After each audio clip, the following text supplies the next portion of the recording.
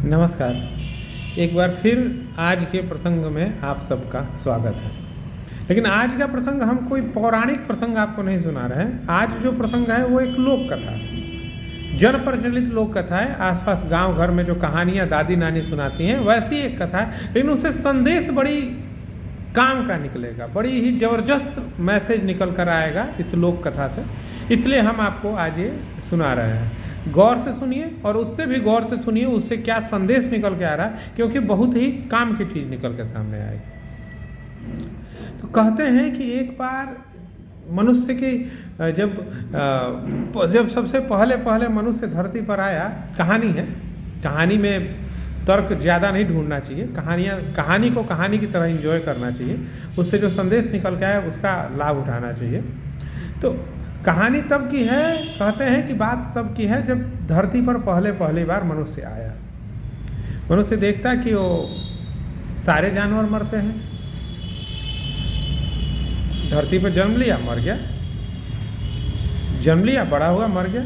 तो उसने भगवान जी से तपस्या की, भगवान जी को प्रसन्न किया, खूब तपस्या की। भगवान जी प्रसन्न हुए तो उनसे बोला कि भगवान हमें अमर कर दीजिए, अमरता का वरदान दीजिए।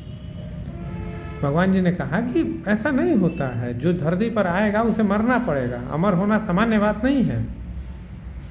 मनुष्य अड़ गया, मैंने तपस्या की है, आप आए हैं, आपने बोला है कि आप हमें वरदान देंगे, तो वरदान दीजिए, मुझे अमरता का वरदान चाहिए। भगवान जी ने फिर कहा कि नहीं, अगर अमर होना आप ही को अच्छा नहीं लगेगा, अभी आप जवान हैं तो आपको अपना जीवन में सुख महसूस हो रहा है, आपको लग रहा है कि जीवन जीने योग्य है। कुछ दिन बाद आप वृद्ध हो जाएंगे, बीमारियां होंगी, आपको खुद अब तब अपने शरीर को छोड़ने का मन करेगा, और दिया हुआ वरदान हम ही वापस नहीं ले सकते, तो आप अमर होने का ख्याल छोड़ दीजिए। अगर क्या आप पसंद करेंगे कि उस बुढ़ापे और जब शरीर में बीमारियां हैं, कष्ट हैं, तब भी आपका जीवन खींचता चला जाए? भगवान जी ने बहुत तमाम तरह से चीज़ें समझाई कि जीवन का चक्र है, सृष्टि का ये है वो है। मनुष्य से बोला कि ये तो गलत बात हो गई, हमने तपस्या किया, ये आए, ये वरदान भी नहीं दे रहे हैं। फिर लेकिन कम जिद्दी थोड़े था, मनुष्य स्वभाव से ही जुनून का ये होता है, जुनूनी होता है कि हमें ये चाहिए तो चाहिए। मनुष्य ने कहा लेकिन आप आए हैं तो वरदान तो दे के जाइएगा, हमको सीधे सीधे अमर नहीं करिएगा, तो कोई उपाय बताइए जिससे हम अमर हो सके। भगवान जी ने खूब सोचा कि अरे ये क्या बात हुई। फिर उन्होंने कहा अच्छा चलो, अमरता का वरदान हम तुमको संतति की परंपरा के रूप में अमरता का वरदान दे सकते हैं। बात समझिए, संतति की परंपरा के रूप में अमरता का वरदान दे सकते हैं कि मतलब कि तुम्हारा हिस्सा तुम्हारे पुत्र और पुत्री के रूप में इस धरा पर रहेगा, उनके पुत्र और पुत्री के रूप में फिर आगे रहेगा, उनके पुत्र और पुत्री के रूप में फिर आगे रहेगा, और जब तक ये सभ्यता रहेगी तुम्हारा हिस्सा, तुम्हारा ही भाग इस धरती पर विद्यमान रहेगा। आज के वर्तमान काल के जो वैज्ञानिक हैं इसे डीएनए कहते हैं, कि पिता का डीएनए पुत्र को, फिर उसके पुत्र को, फिर उसके पुत्र को, फिर उसके पुत्र को, ऐसे पास होते रहता है। मतलब कि आज की डेट में जो डीएनए है वो आपके 50, 100, 1000 साल, लाख साल पहले रहे पूर्वज से मिलता है। बहुत ही हल्का फुल्का अंतर होता है, बाकी आपके पूर्वज का डीएनए और आपका डीएनए समान होता है। ये डीएनए के रूप में जो अमरता आज के वैज्ञानिक बोल के गए हैं, शायद उसी को भगवान जी ने बोला था उस मनुष्य को कि संतति की परंपरा के रूप में तुम्हें अमरता का वरदान दे सकते हैं, कि आज से हजारों लाखों साल बाद भी तुम इस धरा पर जीवित रहोगे, अपने रूप में नहीं, अपने पुत्र के पुत्र के पुत्र के पुत्र के पुत्र के अपने वंश की परंपरा में तुम जीवित रहोगे। डीएनए के रूप में तुम्हारी चीज़ें जीवित रहेंगी। और तय बात, सच बात तो यही है कि जिस क्षण मनुष्य जन्म लेता है उसकी अधिकांश चीज़ें उसके डीएनए से तय हो जाती हैं। उसके आदतें, उसके स्वास्थ्य के कंडीशन, उसका ग्रोथ, मोटापा, दुबलापन, तमाम तरह की चीज़ें हैं, उसके बाल, आँखें, आँखों का रंग, ये अधिकांश चीज़ें डीएनए से मनुष्य के जन्म के समय ही तय हो जाती हैं। और ये डीएनए में रोल उस जन्म हुए बच्चे का नहीं है, वो जो रोल है वो किसका है? उसके पिता, उसके पिता, उसके पिता, उसके पिता, मैंने कितनी पीढ़ियों का जो रोल है, जो कितनी पीढ़ियों की जो यादें हैं, कितने पीढ़ियों के जो गुण हैं, कितनी पीढ़ियों के जो अनुभव हैं, जो कंडीशंस हैं, वो उस डीएनए के माध्यम से इस बच्चे तक ट्रांसफ़र होते हैं।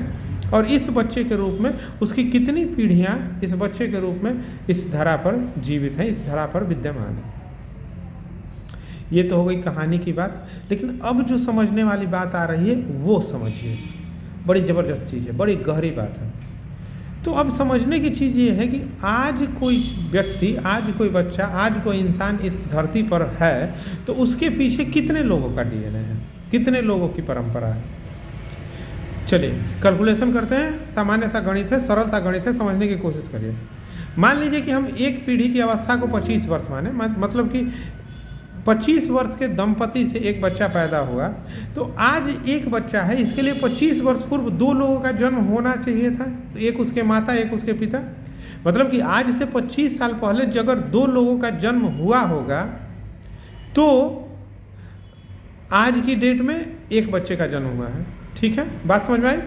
फिर समझते हैं। आज से अगर हम 25, ये माने कि औसत रूप से, एवरेज रूप से 25 वर्ष की माता पिता का एक पुत्र होता है, 25 वर्ष की संतति है, एक माता पिता जो 25 वर्ष के थे तब उनके संतान का जन्म हुआ था, तो आज से 25 वर्ष पूर्व 2 लोगों का जन्म होना चाहिए था, एक उसके माता, एक उसके पिता। क्लियर है ऐसा?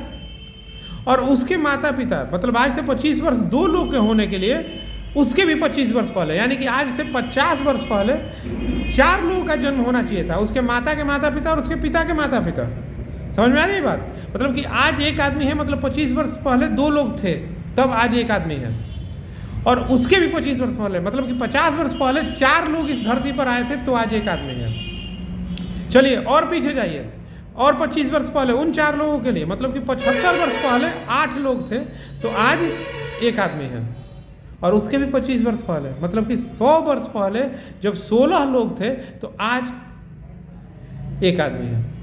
मतलब क्या कि जितनी 25 वर्ष आप पीछे जाएंगे उतना 2 का पावर बढ़ते जाएगा। गणित को और पीछे बढ़ाएं तो हमें पता चलता है कि 125 साल पहले 16 दूनी 32, 150 साल पहले 32 दूनी 64, मतलब आप जितने 25 वर्ष पीछे जाएंगे उतना 2 का पावर बढ़ते जाएगा। मतलब क्या कि जब आप 1000 साल पीछे जाएंगे तो 2 का पावर 40, इतने ज़्यादा लोग थे, तो आज की डेट में आप एक आदमी हैं। 2000 साल पहले जाइए तो 2 का पावर 80, ये संख्या बहुत बड़ी है। 2 का पावर 2 होता है 4, 2 का पावर 3 होता है 8, 2 का पावर 4 होता है 16, 2 का पावर 5 होता है 32, 2 का पावर 6 होता है 64, 2 का पावर 7 होता है 128, 2 का पावर 8 होता है 256, 2 का पावर 9 होता है 512, 2 का पावर 10 होता है 1024। आप समझिए, जब 2 का पावर 10 से 1024 है, इसको बढ़ाते जाइए, इसको बढ़ाते जाइए, 2 का पावर 40, 2 का पावर 80 की संख्या बहुत बड़ी होगी, लाखों करोड़ों में होगी। इतने ज़्यादा लोग इतने साल पहले थे, तो आज एक आदमी है। इतने ज़्यादा लोगों का डीएनए आज के एक आदमी में मौजूद है। ठीक है मौजूद है, आप कहेंगे ठीक है मौजूद है, तो इससे हमको क्या, इससे आपको क्या है, उस बात पर आ रहे हैं। लेकिन पहले आप इस बात को समझ जाइए कि आज आपके निर्माण में कितने ज़्यादा लोगों की भूमिका है, कितने ज़्यादा लोगों के डीएनए आपके शरीर में मौजूद है। ये जो डीएनए आपके शरीर में है, इतने ज़्यादा लोगों के मेमोरीज को इतने ज़्यादा लोगों के थ्रू होके गुजरे हैं, और आज आप मौजूद हैं। ठीक है मौजूद हैं, उससे क्या, आइए अब आप समझते हैं कि उससे क्या। इसका मतलब ये है कि इतने ज़्यादा लोगों के अनुभव, इतने ज़्यादा लोगों के जो एक्सपीरियंस थे, इतने ज़्यादा लोगों के जो विचार थे, इतने ज़्यादा लोगों के जो जीवन थे, इन सब का अंश आपके अंदर समाहित है। इसका मतलब ये है कि आज आपके जीवन में जो भी चीज़ है, कुछ भी नया नहीं है। आपको लग रहा हो कि आपकी खुशी नहीं है, आपका गम नया है, आपका लालच नया है, आपका क्रोध नया, आपकी पीड़ा नहीं है, आपकी सफरिंग नहीं है, आपका हैप्पीनेस नया है, कुछ नया नहीं है। ये सब आपके शरीर में मौजूद डीएनए ने पहले भी महसूस किया होगा कभी ना कभी। बात थोड़ी अलग ढंग से कही जा रही है, लेकिन आप इसको गौर करेंगे तो बहुत काम की चीज़ है। इसका मतलब ये है कि आपके जीवन में जो भी है वो कुछ भी नया नहीं है। पहले भी किसी ना किसी अंश में, किसी ना किसी रूप में आपने इसे महसूस किया है, बस उनका रूप बदल गया होगा। पहले हो सकता है कि पहले जो चीज़, लालच का जो भाव, मीठे फल, पेड़ पे लटके मीठे फल को देख के आता था, आज कोई बहुत नया ब्रांड का मोबाइल देख के लालच का भाव आता है। लालच का भाव वही है, शरीर ने महसूस किया है, डीएनए ने महसूस किया है। पहले शेर को देख के डर लगता होगा, बंदूक को देख के डर लगता है, डर का भाव है, महसूस हुआ होगा पहले भी। इसका मतलब ये है कि आपके जीवन में जो भी समस्याएं होंगी या जो भी तनाव होगा, जो भी प्रेशर होगा, जो भी प्रॉब्लम होगा, इनको भी पहले कभी ना कभी सामना किया है इस शरीर में मौजूद डीएनए ने, मतलब कि आपके ही किसी अंश ने। कुछ भी नया नहीं है, पहले भी सामना किया गया है, अब भी सामना किया जा सकता है। आप ये मान के चलिए कि आपका दिमाग, आपका जो मस्तिष्क है, आपका मन मस्तिष्क है, ऐसी परिस्थितियों का सामना पहले भी कर चुका है और आगे भी कर लेगा। कोई भी चीज़ ऐसा नहीं है जिसका समाधान नहीं है, या जिसका जो चीज़ नहीं है, कहते हैं ना कि कोई भी बड़ी से बड़ी प्रॉब्लम है, शांति से बैठिए, आपका दिमाग अपने आप उसका सोल्यूशन दे देगा। क्यों दे देगा? क्योंकि इसने पहले भी ये चीज़ें फेस की होंगी। पूरी बात का निचोड़ ये है कि जीवन में कुछ भी नया या अनूठा नहीं है। नहीं आपके सुख, नहीं आपके दुख, नहीं आपके काबिलियत, नहीं आपकी नाकाबिलियत, नहीं आपकी जीत, नहीं आपकी हार, नहीं आपकी समस्याएं, नहीं आपके समाधान। इन सब से पहले आप गुजर चुके होंगे। वो जो पौराणिक प्रसंग चलते हैं ना कि पहले भी पूर्व जन्म में किया होगा, ये पूर्व जन्म का कंसेप्ट आज मैंने जो बताया, इन चीज़ों को जोड़ के देखिए। बात सिर्फ एक ही है कि हमने पहले भी अनुभव किए हैं, हमारे अंदर ज्ञान का भंडार है। अपने मस्तिष्क की शांत भाव से अपने मस्तिष्क की क्षमता का उपयोग करें, हमें हर चीज़ का समाधान मिल जाएगा। प्रॉब्लम्स कोई भी ऐसी नहीं है जिसे सॉल्व ना किया जा सके, जिसे बढ़ा ना जा सके, जिसे जीता ना जा सके। चलिए, कहानी कैसी लगी? लोक कथा थी, तर्क ना ढूंढे, कहानी को कहानी की तरह एंजॉय करें। ये दादी नानी की कहानियाँ थी, संदेश काम का था। आप उसे अपने जीवन में उतारेंगे, शायद आपको अच्छा लगेगा। अगर कहानी अच्छी लगी तो कमेंट में बताइए, वीडियो को लाइक करिए, चैनल को सब्सक्राइब करिए और अपने और लोगों तक शेयर करिए, पहुंचाइए, उन्हें भी ये अच्छी कहानी सुनाइए। कमेंट में बताइए और क्या सुनना चाहते हैं। जल्दी हम फिर मिलेंगे किसी और प्रसंग के साथ, किसी और कहानी, किसी और संदेश के साथ। तब तक के लिए नमस्कार।